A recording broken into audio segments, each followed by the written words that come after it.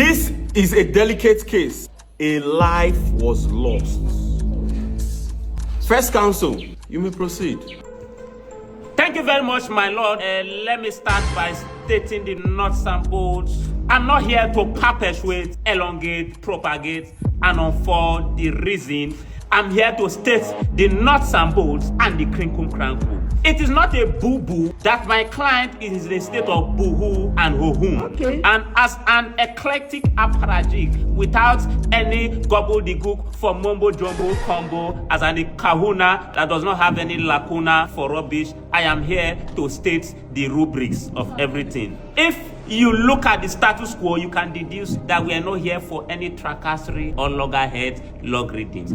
This Homo sapien that is protruding at the other side of the locus had the chuspa aplomb, temerity, and intrepidity to kibosh my client's ankle biter, Kiddywink, and Tiny Bobber. Oh, Kiddywink, a very wicked man. It is egregious and abysmal. We cannot allow Mephistophelian, abysmal, and catastrophic Homo sapient like this thrive in the society. Wait, not even do Lubrio. So, at this juncture, intersection, and sangam, I want to verbose from my hypothalamus that this Homo sapient is guilty.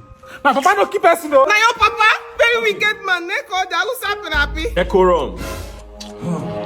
Defense counsel, you may now proceed. Thank you, my lord, if I may. Standing on all existing protocols, barrister Boniface Njoku, Esquire, 20 years in this profession. I cannot stand here and be juxtaposed and ridiculed by this baby lawyer, whom I tutored in law school, Abuja to be precise. In case he has forgotten me, I lectured him.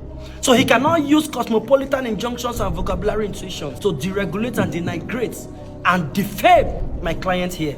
Nemo sensator ignorare legem. He says, and I quote, ignorance to the law is no excuse. My client here will prove to you beyond reasonable doubt that he was not at the scene of the murder.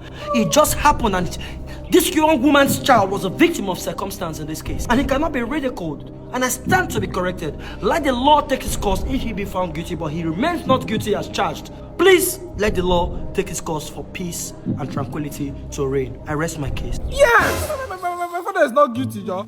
First counsel, before my final verdict, give your final words. My lord, it is a sardonic sacrament that this Homo sapien had the chuspa aplomb to refer to me as a baby lawyer. This is an eclectic apparatchik, a Lollapalooza egghead in this cosmopolitan metropolis, a Homo sapien that always propel and galvanize the affairs of the hoi polloi and wanachi in this cosmopolitan. Objection, my lord, I tutored this young man. This is a sequential, consistent behavior. Should we stand hands akimbo and watch an egregious Homo sapien like this continue to thrive in the society? No! My lord, looking at the status quo and the nuts and bolts, and looking at the physiognomy and physog of all the Homo sapiens that have converged in this indaba, I don't have to confabulate and indulge in further correro. It is crystal clear, like the biblical teke mene. He's guilty. Defense counsel, your final words. Thank you, my lord, once more. The verbatim and the trepidations and the elucidations is unfounded, unscrupulous, and inconsequential. And I find it deregulating, defaming. He is just exasperating animalistic tendencies and jungle immorality, which is inconsequential and tantamount to a jail term for him. Let's say he is guilty, let's say, based on the fact that he is a respected personality. And now it happened. The son is capable to serve this jail term. If at all, the law... Barrister. I don't understand. Which one be his son can take his place? I say make he can't defend me, my papa no go please. Which one be his son can take his place? This is called law inconsequentiality. Calm down. Take your seat. As I was saying before, I was interrupted by this hocus pocus. This aged man here, age is on his side. His health is deregulating, and he might not be able to survive this.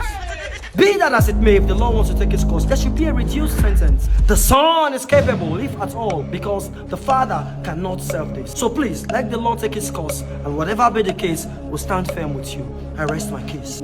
Well, having heard from both parties, this is my final verdict.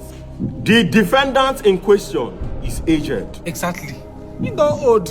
My papa no go fit go prison. A very old man at that, who is supposed to serve 20 years in prison.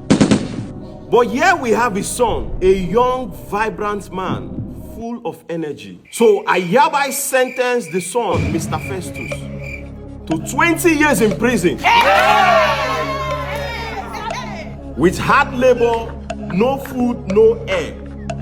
So, Mr. Festus. Jesus! Where did he propel himself to?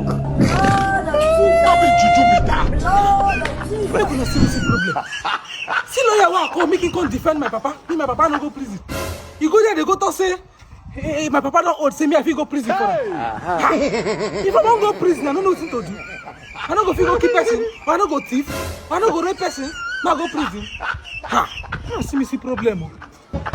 Twizzzy!